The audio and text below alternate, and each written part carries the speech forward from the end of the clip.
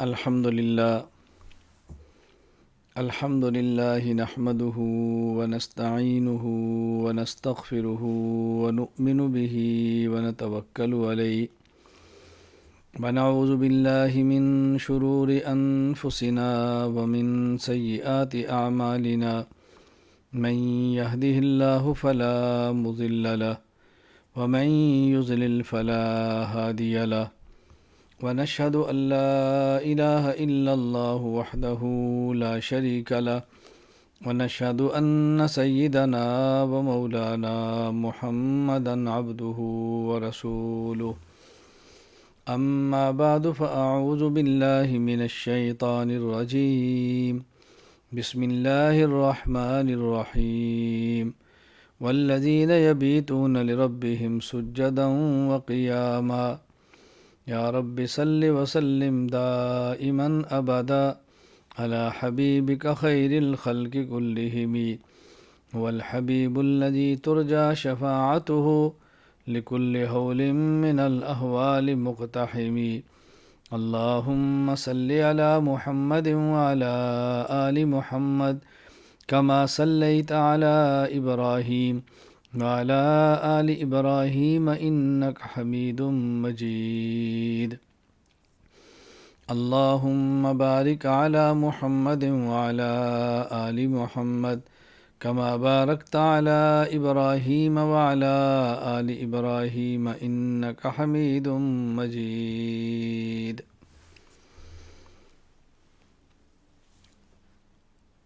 اللہ تعالیٰ کا کرم ہے، اللہ تعالیٰ نے ایمان کی نعمت بخشی ہے، اللہ اس کی قدر کرنے کی توفیق عطا فرمائے۔ ہمارا عنوان تھا عباد الرحمن، اللہ کے بندے۔ اللہ کے بندوں کی صفات بیان کی جا رہی ہیں قرآن کریم سے۔ آج بھی قرآن کریم سورۃ الفرقان آیت نمبر 64 میں نے تلاوت کی ہے۔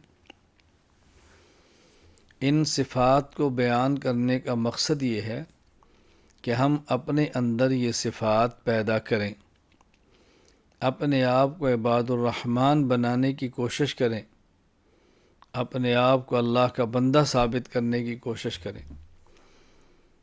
اس آیت کریمہ میں اللہ تعالیٰ نے عباد الرحمن کی تیسری صفت بیان فرمائی ہے۔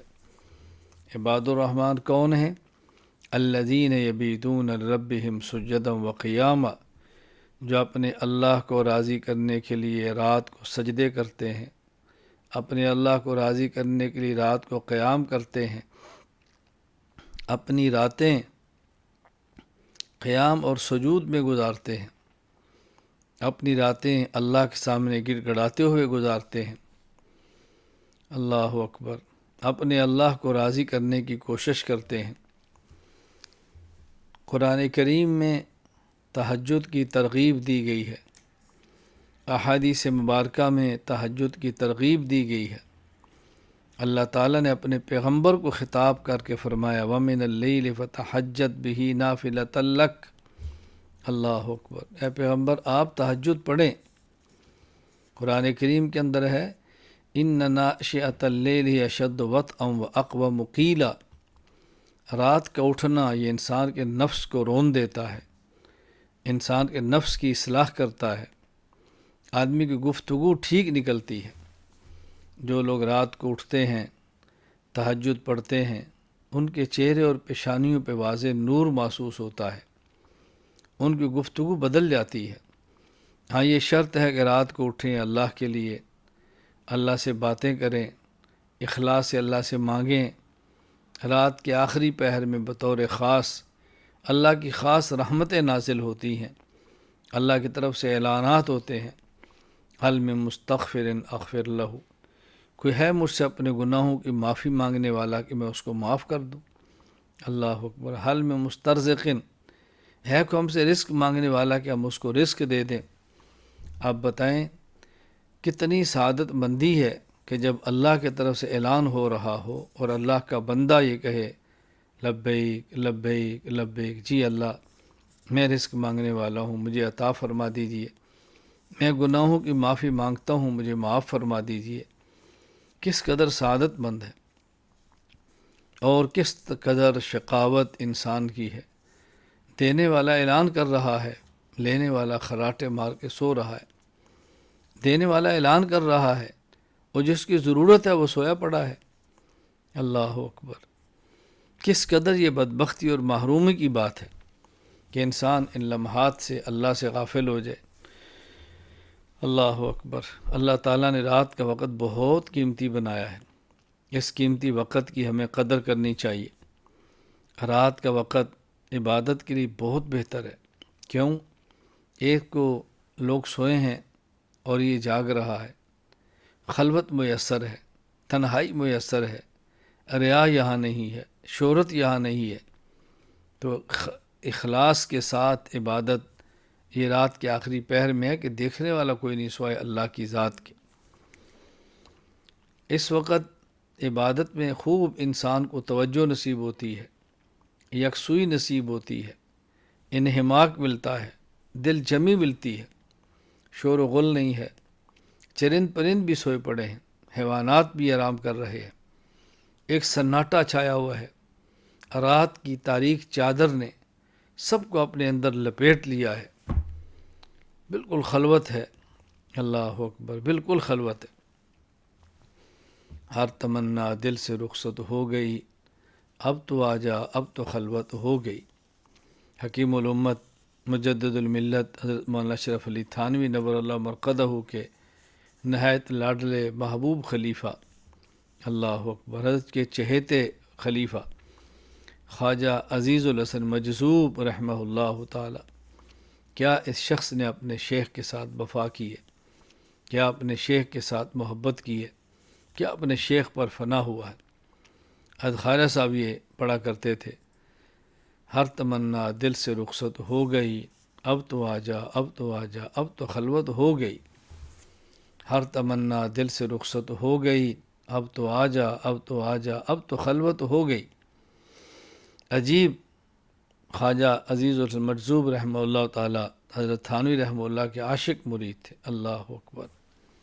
اللہ نے بہت محبت عطا فرمائی تھی، اور یہ بالکل بات ذہن نشین فرما لیں کہ جب تک انسان اپنے شیخ پر فدا نہ ہو، جب تک اپنے شیخ پر فدا نہ ہو، شیخ کا عقیدت مند نہ ہو، قلب و جان سے شیخ کے ساتھ عقیدت نہ ہو، آدمی کو فیض نہیں ملتا۔ عقیدت کے ساتھ محض اپنے شیخ کا دیدار انسان کی کایا پلٹ دیتا ہے۔ عقیدت کے ساتھ اور عظمت اور محبت کے ساتھ شیخ کی صحبت انسان کی زندگی بدل دیتی ہے، انسان کی زندگی بدل دیتی ہے۔ یہ بہت اہمیت کی چیز حامل ہے، بہت اہمیت۔ جس قدر شیخ کی عظمت عقیدت دل میں ہوگی، اسی قدر ان کی ہدایات پر عمل کرنے کا دل میں داعیہ پیدا ہوگا، دل میں خواہش پیدا ہوگی، دل میں شوق پیدا ہوگا۔ اللہ تعالی ہم سب کو یہ نعمت عطا فرمائے۔ رات کی عبادت آخری پہر کی انسان کو محاسبہ کا موقع دیتی ہے، مراقبہ کا موقع دیتی ہے۔ محاسبہ، اپنا حساب کرے، میں نے دن کو کتنی نیکیاں کی ہیں، میں نے کتنے گناہ کیے ہیں، اگلا دن آنے والا ہے، میں نے کون کون سے کام کرنے ہیں، اللہ کو کیسے راضی کرنا ہے۔ انسان اپنے نفس کا محاسبہ کرتا ہے اور پھر انسان مراقبہ کرتا ہے۔ مراقبہ، اللہ اکبر! آدمی سوچتا ہے میں نے دنیا چھوڑ دینی ہے، خلوت والی قبر میں چلا جانا ہے، ظلمت اندھیرے والی قبر میں چلا جانا ہے، کیڑوں کے گھر قبر میں چلا جانا ہے، اور وہاں اس خلوت سے، ظلمت سے، کیڑوں سے وہی بچے گا جس نے اپنا تعلق اللہ سے پختہ کیا ہے، اللہ سے مضبوط کیا ہے۔ آج کی راتیں اللہ کے لیے بیداری میں اختیار کر لو، قبر کی راتیں انشاءاللہ راحت کی بن جائیں گی، قبر کی راتیں آرام کی بن جائیں گی، قبر کی راتیں آرام کی بن جائیں گی۔ اللہ اکبر! اللہ تعالیٰ نے کس طرح انسان کو ترغیب دی ہے، کس طرح انسان کو سمجھایا ہے۔ تو عباد الرحمن کی تیسری صفت اللہ پاک نے بیان فرمائی ہے، والذین یبیتون ربہم سجدا وقیاما۔ دیکھیں، انسان جو عبادت کرتا ہے، ان عبادات میں سب سے اہم عبادت وہ انسان کی نماز ہے، اور نماز میں سب سے اہم وہ سجدہ ہے، اس لیے یہاں پر سجدے کا ذکر فرمایا، سجدم و قیام۔ سجدہ انتہائی تذلل، خشوع، عاجزی اور تواضع کا نام ہے۔ جب انسان اپنی پیشانی زمین پر رکھ دے، انسان اپنی ناک زمین پر رکھ دے، اس سے زیادہ عاجزی کیا ہو سکتی ہے؟ عاجزی کا نام سجدہ ہے، اور تواضع کا نام سجدہ ہے۔ اللہ کے سامنے انتہائی آخری درجے کے جھک جانے کا نام سجدہ ہے۔ اللہ تعالیٰ کو بہت محبوب ہیں اللہ کے سامنے سجدہ ریز ہونے والے، اللہ کے سامنے گڑ گڑانے والے، سجدوں میں روئیں، اللہ سے مانگیں۔ اللہ اکبر۔ فرض نمازیں ہیں تو تسبیحات پر اکتفا کریں، نوافل نمازیں ہیں، اللہ اکبر، اللہ اکبر، اللہ سے خوب مانگیں۔ ویسے بھی نماز کے بغیر بھی آدمی سجدہ کر کے اللہ سے مانگ سکتا ہے، لیکن یہاں تہجد کی بات ہو رہی ہے۔ قرآن کریم کہتا ہے واسجد، سجدہ کرو۔ فائدہ کیا ہوگا؟ اقترب، تمہیں اللہ کا قرب ملے گا، اللہ کا قرب ملے گا۔ جتنا انسان خود کو مٹاتا چلا جاتا ہے، اتنا ہی انسان اللہ کے ہاں قیمتی بنتا جاتا ہے۔ جو جتنا مٹائے گا اتنا قیمتی ہوگا، اور جو جتنا اکڑے گا اتنا اللہ کے دربار سے محروم ہوگا۔ اللہ اکبر۔ اصل تو آخری درجے کی عبادت سجدہ ہے، اور قیام پہلے ہے، پھر سجدہ بعد میں۔ اچھا عجیب بات یہ، جب ہم نماز پڑھتے ہیں تو سب سے پہلے قیام ہے، پھر رکوع ہے، پھر قومہ ہے، پھر سجدہ ہے، لیکن یہاں قرآن کریم نے سجدہ کو ذکر پہلے کی ہے۔ والذین یبیتون لربہم سجدا وقیاما، حالانکہ سجدہ بعد میں ہے لیکن ذکر پہلے کی ہے۔ قیام پہلے ہے، اس کا ذکر بعد میں کیا ہے۔ اس کی وجہ کیا ہے؟ یہ بتانا مقصود ہے کہ قیام سے مقصود بھی سجدہ ہے۔ اس قیام سے آپ نے سجدے تک پہنچنا ہے، اس کھڑے ہونے سے آپ نے عاجزی اختیار کرنی ہے، تواضع اختیار کرنی ہے۔ قیام میں بھی آپ نے تواضع، کیوں؟ آپ نے سجدے میں جانا ہے، منزل بتائی ہے تاکہ آدمی کا قیام بھی ٹھیک ہو جائے۔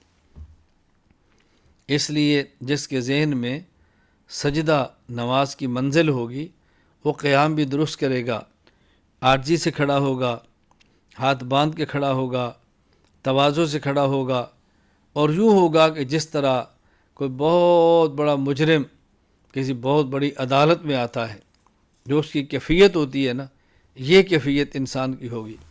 اور مجرم بھی کون سا ہے؟ اقراری مجرم، جس نے اپنے جرم کا اعتراف کیا ہو۔ ہم بھی جب جاتے ہیں نماز میں تو اپنے جرائم کا اعتراف کرتے ہیں، اللہ سے اقرار کرتے ہیں، اللہ سے اقبال جرم کرتے ہیں، اور پھر کھڑے ہوتے ہیں اور اللہ کی معافی کے طالبگار بن کے کھڑے ہوتے ہیں۔ دنیا کی عدالتوں سے اللہ کی عدالت کا انوکھا نظام ہے۔ دنیا کی عدالتوں میں اقبالی مجرم کو سزائیں دی جاتی ہیں، اور اللہ کے دربار میں اقبالی مجرم کو معافیاں دی جاتی ہیں۔ یہاں جو اپنے جرم کا اقبال کرتا ہے، اقرار کرتا ہے، اعتراف کرتا ہے، اللہ تعالیٰ اس سے خوش ہوتے ہیں اور اس کو معاف کرتے ہیں۔ اللہ کی عدالت کا انوکھا نظام ہے۔ یہ تو مالک کی عدالت ہے، کوئی جج کی عدالت تو نہیں ہے۔ جج قانون کا پابند ہوتا ہے، مالک قانون کا پابند نہیں ہوتا۔ تو اللہ کی عدالت مالک کی عدالت ہے، اس لیے مقصود سجدہ ہے، اس کو پہلے ذکر کیا۔ قیام سجدے تک کا ذریعہ ہے۔ جب سجدہ ذہن میں ہوگا تو قیام بھی ٹھیک ہوگا، سجدہ ذہن میں نہیں ہوگا تو قیام بھی آدمی کو کمزور ہوگا۔ قیام میں کھڑے ہیں، کبھی داڑھی کھجلا رہے ہیں، کبھی کان میں، کبھی ناک میں، کبھی آنکھوں میں، کبھی سر پہ، کبھی کپڑوں پہ، کیا سجدہ، کیا قیام ہے یہ؟ بس کھڑے ہو گئے تو کھڑے ہو گئے۔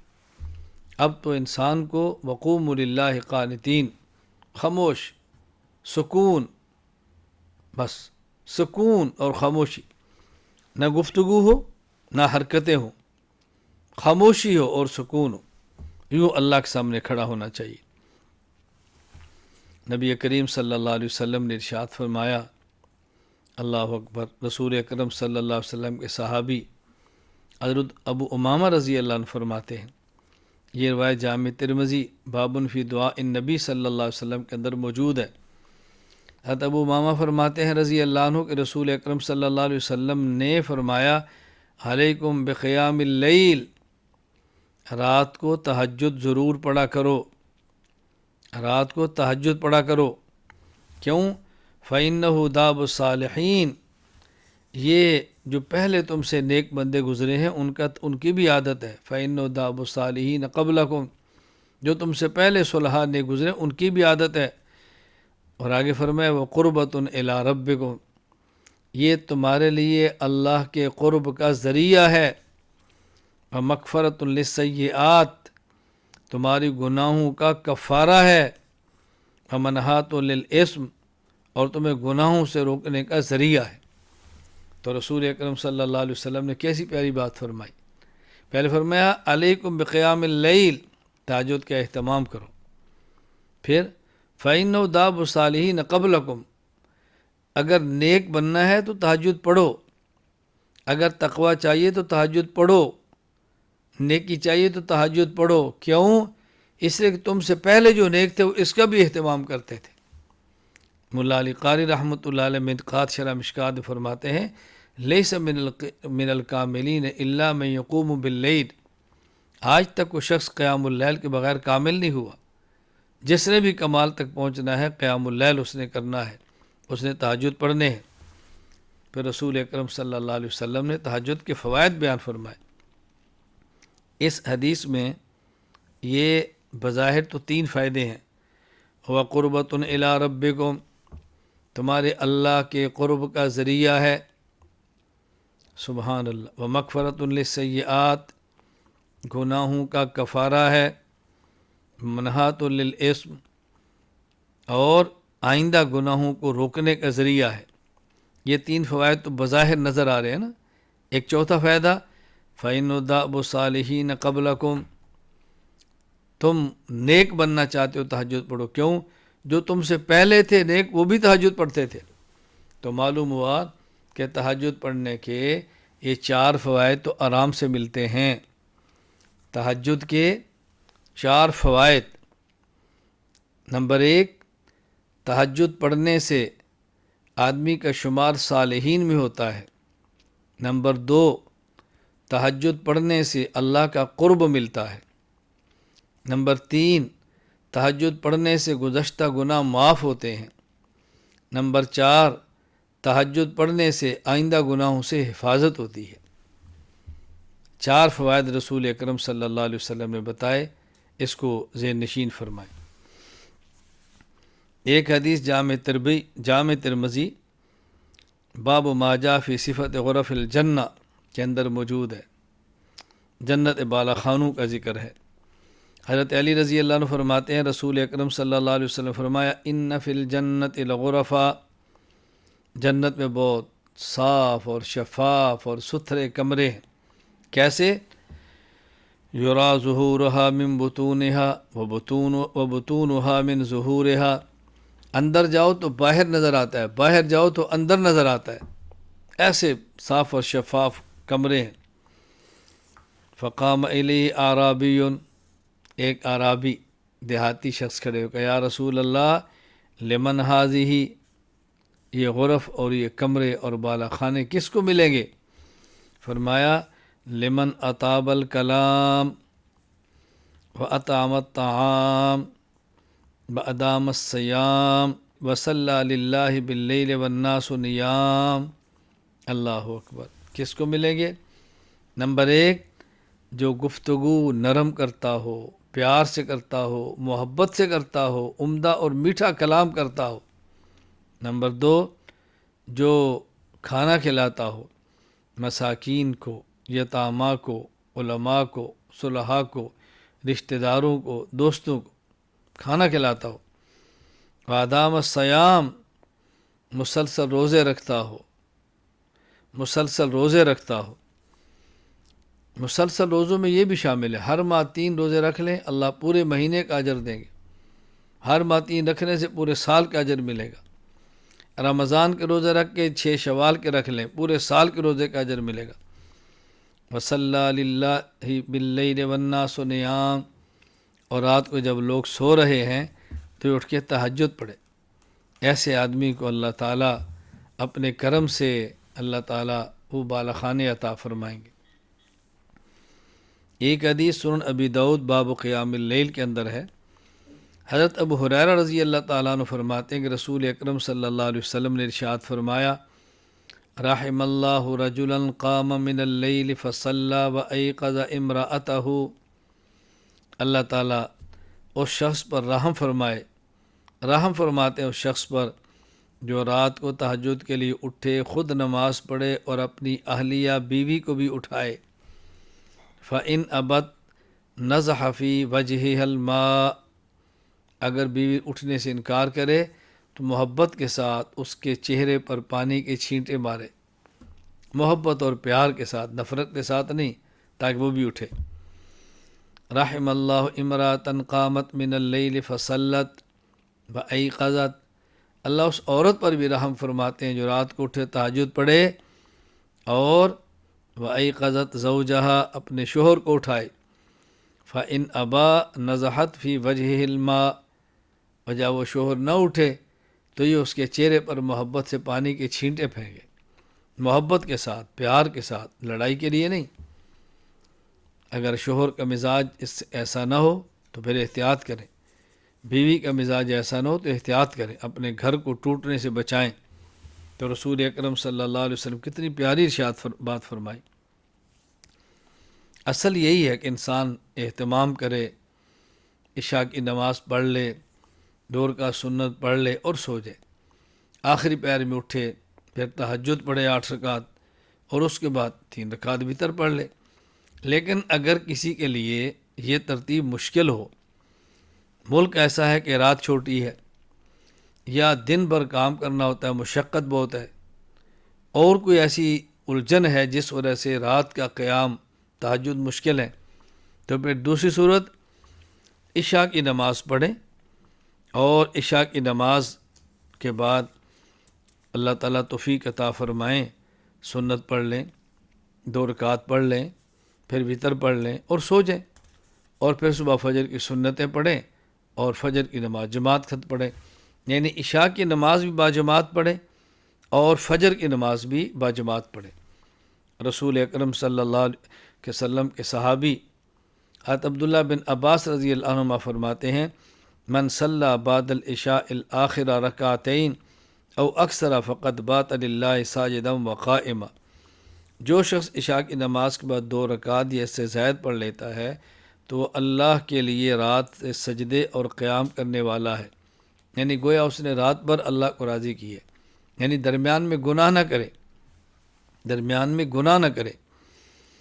حضرت عثمان بن عفان رضی اللہ عنہ فرماتے ہیں، رسول اکرم صلی اللہ علیہ وسلم نے فرمایا، من صلی العشاء فی جماعت کان کا قیام نصف لیلہ ومن صلی العشاء والفجر فی جماعت کان کا قیام لیلہ۔ یہ حدیث سنن ابی داؤد کے اندر موجود ہے، باب فی فضل صلاۃ الجماعہ۔ رسول اکرم صلی اللہ علیہ وسلم نے فرمایا کہ جس شخص نے عشاء کی نماز جماعت سے پڑھی گویا اس نے آدھی رات کا قیام کیا، فجر کی نماز جماعت سے پڑھی تو اس نے آدھی رات کا قیام کیا، یعنی عشاء کی نماز جماعت سے پڑھے اور سنت نفل وتر پڑھ کے سو جائے، اور پھر صبح سنت 2 پڑھے اور فجر کی نماز جماعت کر پڑھے، اللہ تعالیٰ اس پوری رات کو بھی اجر اور ثواب میں لکھ دیں گے، درمیان میں گناہ نہ کرے۔ ہاں، ایک بات کی وضاحت بہت ضروری ہے، بس اوقات لوگ رمضان میں اور بعض دیگر اہم راتوں میں عبادات میں رات گزارتے ہیں اور صبح فجر کی نماز نہیں پڑھتے یا فجر کی نماز جماعت بغیر پڑھتے ہیں۔ یہ فائدے کی چیز نہیں ہے، یہ نقصان کی چیز ہے۔ پوری رات عبادات نفلیہ کے لیے جاگنا اور فجر کی نماز بغیر نہ پڑھنا یا پڑھنا اور جماعت کے بغیر پڑھنا یہ نقصان دہ ہے۔ اللہ توفیق عطا فرمائے، تہجد کا اہتمام کریں، رات کو اٹھنا مشکل ہو عشاء جماعت کے ساتھ پڑھیں، فجر جماعت سے پڑھیں، سنت اور وتر کا اہتمام کریں، اللہ تعالیٰ پوری رات کو عبادات کے اندر لکھ دیں گے۔ موطا امام مالک باب فضل صلاۃ الفجر فی الجماعہ کے اندر موجود ہے،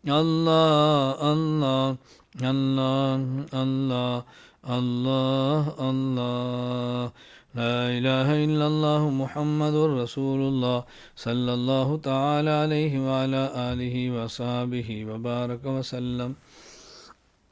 الحمد للہ رب العالمین والصلاة والسلام علی رسولہ وعلی آلہ واصحابہ اجمعین۔ ربنا ظلمنا انفسنا وإن لم تغفر لنا وترحمنا لنكونن من الخاسرين۔ ربنا لا تزغ قلوبنا بعد إذ هديتنا وهب لنا من لدنك رحمة إنك أنت الوهاب۔ ربنا آتنا من لدنك رحمة ربنا فاغفر لنا وارحمنا ربنا فاغفر لنا وارحمنا ربنا فاغفر لنا وارحمنا ربنا وآتنا ما وعدتنا على رسلك ولا تخزنا يوم القيامة إنك لا تخلف الميعاد۔ رب اغفر وارحم وانت خیر الراحمین۔ اے اللہ اپنے کرم سے ہمیں عباد الرحمن میں شامل فرما دے۔ اے اللہ اپنے بندوں کی صفتیں عطا فرما دے۔ اے اللہ زندگی بھر اپنی بندگی کرنے کی توفیق عطا فرما۔ اے اللہ زندگی برائے بندگی بنا دے۔ اے اللہ زندگی برائے بندگی بنا دے۔ اے اللہ زندگی برائے بندگی بنا دے۔ اے اللہ کریم اپنے فضل سے ہماری ان دعاؤں کو تو قبول فرما لے۔ اے اللہ اپنی رضا کا فیصلہ فرما دے۔ اے اللہ کسی ساتھی کا کوئی مسئلہ اپنے کرم سے حل فرما دے، کوئی ضرورت اپنے کرم سے پوری فرما دے۔ اے اللہ کریم جن کے والدین زندہ ہیں ان کے والدین کو اے اللہ عافیت کے ساتھ زندگی عطا فرما۔ اے اللہ کریم اولاد کو والدین کی آنکھوں کی ٹھنڈک بنا۔ اے اللہ ہمیں اور ہماری نسلوں کو اپنے دین کی مقبول خدمت کے لیے قبول فرما۔ اپنے نام مبارک کی لذت، حلاوت، مٹھاس اور برکت عطا فرما۔ برتے دم تک اپنا ذکر مبارک کرنے کی توفیق عطا فرما۔ وصلی اللہ تعالی علی رسولہ خیر خلقہ محمد وعلی آلہ وصحبہ اجمعین۔ آمین برحمتک یا ارحم الراحمین۔